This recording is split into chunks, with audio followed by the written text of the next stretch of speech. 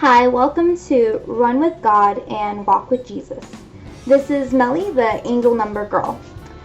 I wanted to start out today where the angel numbers come from and the origin of them. So, who invented the angel numbers?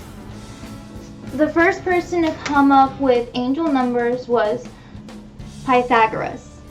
Pythagoras was a philosopher, he was a mathematician, and he was also a musician. He had his own school and he would teach. He had over 300 followers that would follow him, and he would teach them music, philosophy, and math.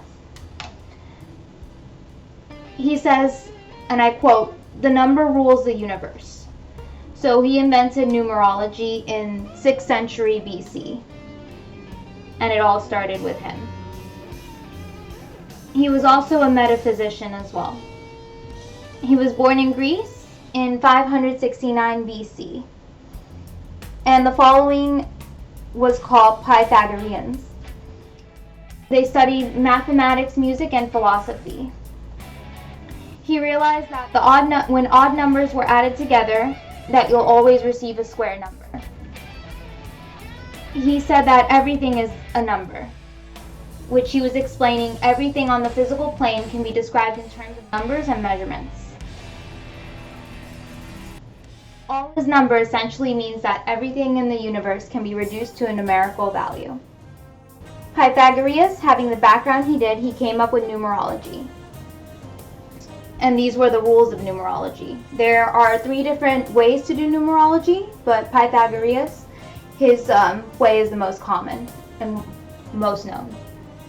He says, the odd numbers are masculine, the even numbers are feminine. The number 1 is creative. Multiplying any number by 1 can create any other number. 2 represents duality, which is 2, and it's female. 3 is male. 3 and 2 together make 5, which meant marriage. After his death, this sort of interpretation fell flat, but was picked up later around the 1st century AD. The term angel numbers was first used in the New Age movement. And another woman that came up with it was Doreen Virtue. Doreen Virtue is a woman who claims she studied under Pythagoras in a past life. This proclamation gave her the credibility she needed to back up her life's work.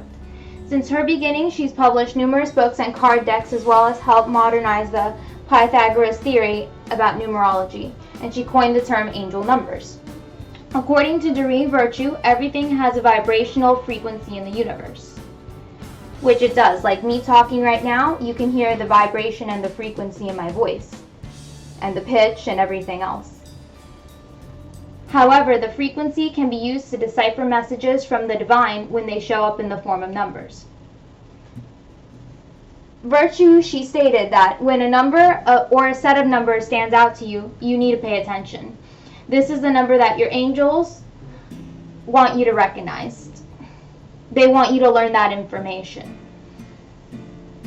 They want you to pay attention to what you are thinking about or doing at the moment when you notice a sequence of numbers. Another way you can get numbers too is immediately after you say your prayers. That's when I usually get mine, or when I wake up, or when you're doing something significant or having good or bad thoughts that are intense or they're really relevant to your life. And then, once you think about something and you see the numbers, that's when you know what the angels are trying to tell you. You have to look up the number just like I do, and I read to you guys, and that's what the message is. And it's a little different for everybody depending on what's going on in your life.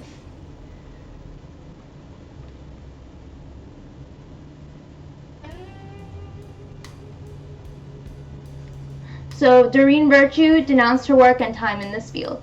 She has then transformed her energy into following the Christian path and worked to have her name removed from nearly all of her previously published works.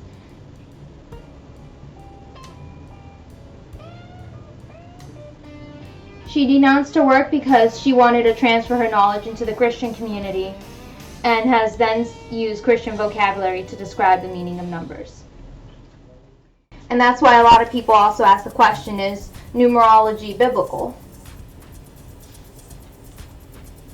And that's true too. If it actually does have a lot to do with the Bible, the angel numbers, because there are various times that angels are mentioned in the Bible, and they do use this form to communicate with you.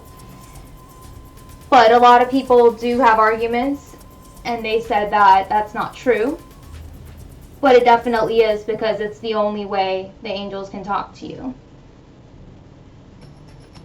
Let's see. To the core, the two are quite similar.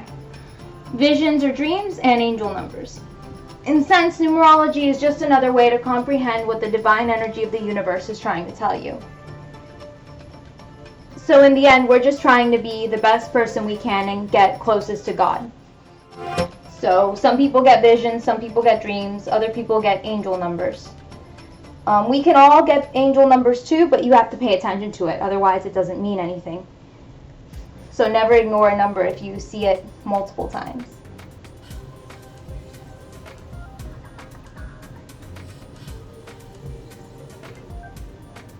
The power does hold true, and remember, each angel number has a vibrational frequency.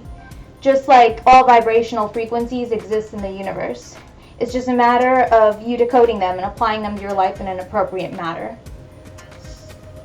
Just like I've been doing every day. So sometimes my angel numbers will be good, sometimes they'll be bad. It's usually, when they're bad, it's usually just a warning, or it's something like you're being a little too lazy. And I noticed that my angel numbers are always true. So try to follow the angel numbers. You'll notice them and you'll get a lot more. But if you're not even noticing the first number the angels give you, then you won't be getting more. You could also be a different type of person that just does better with dreams, and sometimes they might not give you angel numbers just for the fact you won't pay attention. So be sure to write it down, keep a journal like I started doing, and then pay attention to when you get the same numbers and when you get different ones. So we'll be back after this. Remember, it's Melli, and we are Run with God and Walk with Jesus.